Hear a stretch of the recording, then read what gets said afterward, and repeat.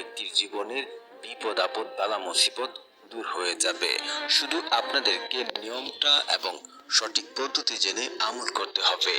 আপনার জীবনে যদি কোটি টাকা ঋণ থাকে, কোটি কোটি টাকার ঋণও যদি থাকে, আল্লাহর রহমতে আপনার জীবনের অভাব অনটন সবকিছু দূর করে তো দেবেন, আপনার এই ঋণ পরিশোধ করার ব্যবস্থা করে দেবেন। আপনি যদি দুনিয়াতে কঠিন থেকে কঠিন বিপদে পড়েন, যে বিপদ থেকে উদ্ধার হওয়ার জন্য কোনো পথ খুঁজে পাচ্ছেন না, তাহলে আল্লাহ রাব্বুল আলামিন আপনার জন্য ওই বিপদ আপদ থেকে উদ্ধার হওয়ার জন্য পথ ব্যবস্থা করে দেবেন। তো আপনারা যদি ট্রেনে ভিডিও দেখেন, তাহলে তো আপনার দোয়া কবুল নাও হতে পারে, কোনো পয়েন্ট মিস হয়ে যাবে। তাই বলছি, না টেনে সম্পূর্ণ ভিডিও দেখুন। আর যারা এখনো চ্যানেলটি সাবস্ক্রাইব করেননি, দয়া করে চ্যানেলটি সাবস্ক্রাইব করে দিন। ধনী গরিব আল্লাহ তাআলাই করে থাকেন, কিন্তু কথা হচ্ছে কেউ যদি গরিব হয়ে জন্ম নেয়, তাহলে তার সেটা কোনো দোষের বিষয় নয়।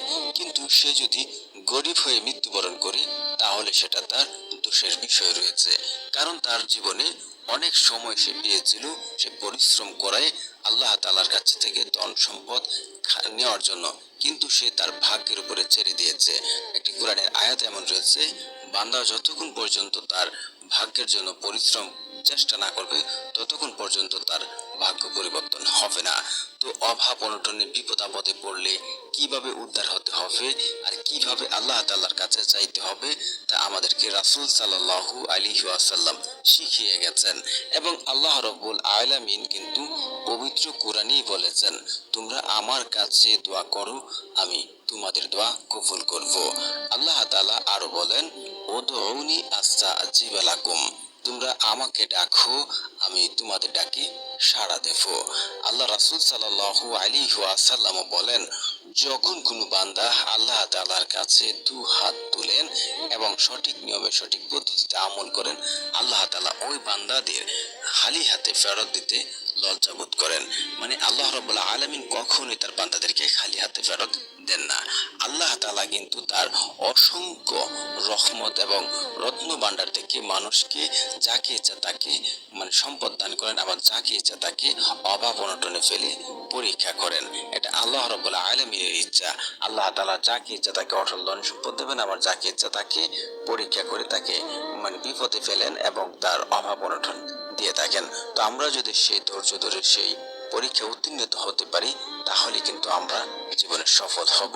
তো আমাদের মাঝে অনেকে আছে যে অল্প সময় কাজ করে, অল্প পরিশ্রম করে সে ধনী হয়ে গেছে। কিন্তু দেখা যাচ্ছে যে আমরা অনেকে আছে যে দিনের পর দিন, মাসের পর মাস, ঘন্টার পর ঘন্টা কাজ করে, কিন্তু দেখা যায় যে কোনো রকমের ভাগ্যের চাকা পরিবর্তন হয় না। মানে কোনোভাবে সে ভাগ্যের চাকা পরিবর্তন করতে পারে না। কিন্তু দোয়াই একমাত্র ইবাদত যে আপনার ভাগ্য পরিবর্তন করতে পারে। অন্য কোনো পদ্ধতি, অন্য কোনো ওয়ে নেই যে আপনার ভাগ্যকে পরিবর্তন করতে পারে। তিরমিজি শরীফের হাদিস, হাদিস নাম্বার 2139 নম্বর হাদিস। মানে দোয়াই কেবল পারে মানুষের ভাগ্য পরিবর্তন করতে এবং আল্লাহ তাআলার সিদ্ধান্তকে পরিবর্তন করতে। তো আমরা জীবনে যতগুলো দোয়া নিয়ম এবং শর্ত মেনে করেছি, আল্লাহ রাব্বুল আলামিন কিন্তু সমস্ত মাতার অবাধ্য সন্তানের দোয়া আল্লাহ তাআলা কবুল করেন না।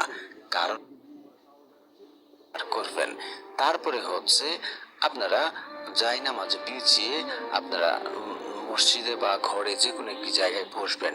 বসে নিজে নিজে সিউরিটি নেবেন যে আমি এখন দোয়া করছি, আমার দোয়া কবুল হবে, আমার দোয়া আল্লাহ তাআলা শুনছেন, আমি যা বলছি তা পাবো। যদি ভাই আপনি নিজে নিজে সিউরিটি হতে পারেন, নিজে নিজে বিশ্বাস করতে পারেন যে আপনার দোয়া কবুল হবে, আমি আল্লাহর কসম করে বলছি আপনার দোয়া কবুল হবেই হবে। কারণ একটি হাদিস এমন আছে, বান্দা আল্লাহর প্রতি যেমন ধারণা রাখেন, আল্লাহ ঠিক তার সাথে তেমন আচরণ করে থাকেন।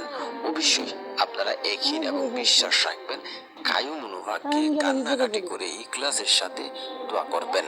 যখন কোনো বান্দা কান্নাকাটি করে দু চোখের পানি ফেলে আল্লাহ তাআলার কাছে দোয়া করে, আল্লাহর আরশ কাঁপতে থাকে, তখন আল্লাহ রাব্বুল আলামিন ওই ব্যক্তির দোয়া দু চোখের পানি জমিনে পড়ার আগেই কবুল করে নেন।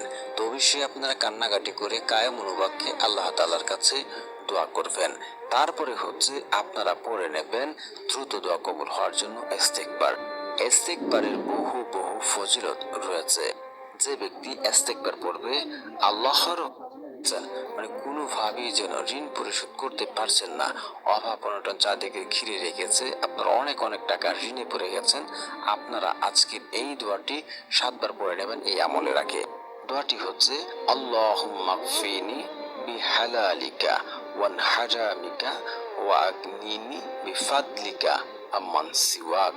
আমি আবারও পড়ছি, আল্লাহুম্মা কফিনি বিহালালিকা ওয়ান হারামিকা ওয়া আগনিনি বিফাদলিকা আম্মান সিওয়াক। তারপরে হচ্ছে আপনারা সূরা ফাতিহা পড়বেন একবার।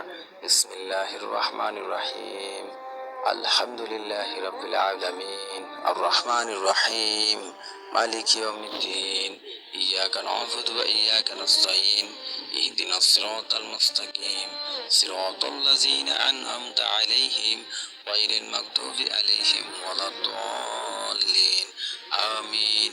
তারপরে হচ্ছে আপনারা পড়ে নেবেন সূরা ইখলাস 10 বার। বিসমিল্লাহির রহমানির রহিম, قل هو الله أحد الله الصمد لم يلد ولم يولد ولم يكن له كفوا أحد। তারপরে হচ্ছে আপনারা আল্লাহ তাআলার এই শক্তিশালী নামটি 107 বার পড়ে নেবেন। তো প্রিয় বন্ধুরা, যারা এই চ্যানেলটি সাবস্ক্রাইব করবেন তাদেরই মনের আশা পূর্ণ হবে ইনশাআল্লাহ। আল্লাহ সুবহানাহু ওয়া তাআলার সেই শক্তিশালী নামটি হচ্ছে ইয়া মুজিবু, ইয়া মুজিবু, ইয়া মুজিবু। যে ব্যক্তি ইয়া মুজিবু পড়বে এবং